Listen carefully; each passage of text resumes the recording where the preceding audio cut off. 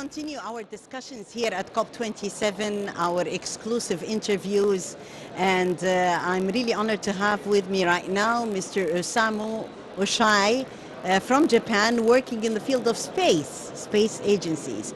Thank you so much, Mr. Ochial, for joining Nile TV. Thank you very much for inviting me in this event. A very interesting speciality, actually. Thank you very much. So yeah, I'm working for the space agency in Japan and called Jacksa, Japan Aerospace Exploration Agency, which have rocket launching and also developing a satellite for the monitoring for the Earth. And even you know that the International Space Station, that Jacksa is now contributing one of the space agency in the space. Yes. So that's kind of things. That's great. Well, tell me, sir, how far can Jacksa and other space agencies around the world collaborate in contributing data and more vis-a-vis fighting climate change? Yes, we are developing several satellites, Earth observation satellites to monitoring the Earth, and in variety of the parameters around the Earth. Actually, we are one of the satellites we are developing is specifically observing the CO2 and methane in the atmosphere.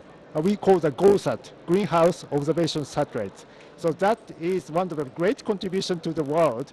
And then we are working with also the NASA and also the European Space Agency to share the data, those space agencies to having the satellite data sets. So, and then we provide such kind of global data sets to those kinds of stakeholders in the UN to proceed. So that is our contribution. That's very important, a very important duty mission, you know, providing data from space agencies to the stakeholders here and to the decision makers who will definitely act accordingly.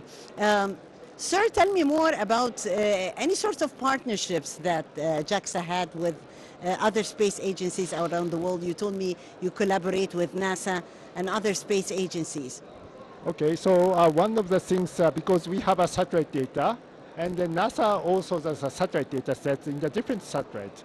So we are collaborating to compare different data sets and then to calibrate it, because we need to provide accurate data set to the stakeholders.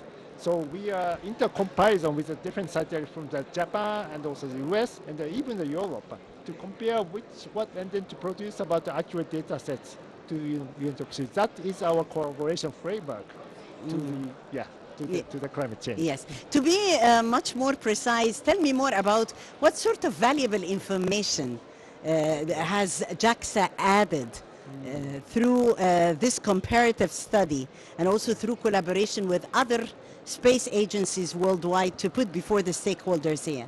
Okay. For example, I think one of the great things to monitor on the Earth is how, for example, the factory emitted the data or country emitted the CO2 or methane. We can observe from the space to see how much concentration from such a places. And then the other example, once we capture the A factory, but we cannot observe the B factory. But NASA can observe the B factory. So we collect the data around the world complementary with we call the virtual constellation for the spaces. So that's we are complement to cover entire globe and also to calibrate it and intercomparison such kind of data sets. So that's a wonderful thing. That's great. The role of science and technology today in like space agencies, like robotics, definitely artificial intelligence, in climate change. How do you see that role? Yeah, we definitely need such kind of a science and technology aspect of it, particularly for the huge data storage, like a cloud computing, and then processing by utilizing artificial intelligences, because we have a lot of data sets, lots of data, more than kind of terabyte, exabyte, so huge data sets. Who produce the data to valuable information? We need more researchers, scientific, or maybe IT engineers. So we need more collaboration, not just only the space agency, but also the IT companies like Amazon Cloud, Microsoft. So that is also ongoing collaboration about this. Yes, technology is the future and digitization definitely.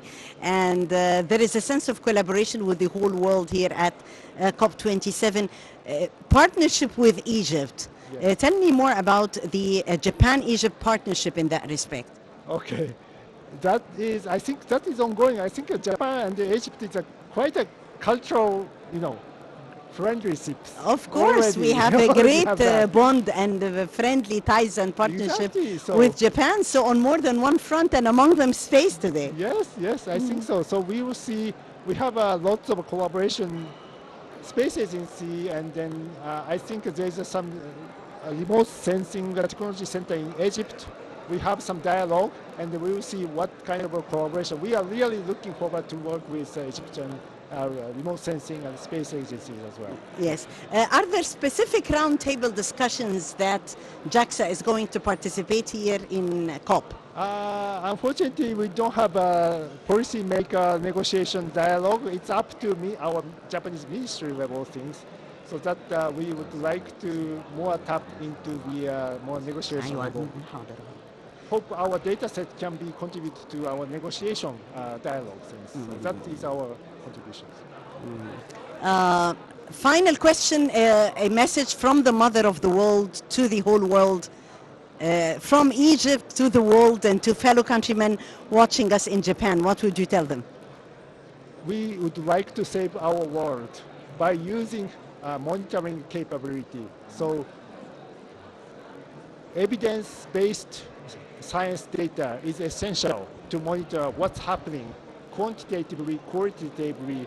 That is our Jacksa's contribution. So we do hope our satellite data is quite essential to contribute to the right decision for the unit to proceed, Secretary and the stakeholders. Thank you very much. Thank you, Mr. Osamu Ochial from Japan Space Agency, Jacksa. Thank you so much for joining us. Thank you very much. Great pleasure. Arigato. And we still continue our discussions here at COP27, the vibrant negotiations, decision-making roundtables, and more on Nile TV International exclusively. Stay tuned.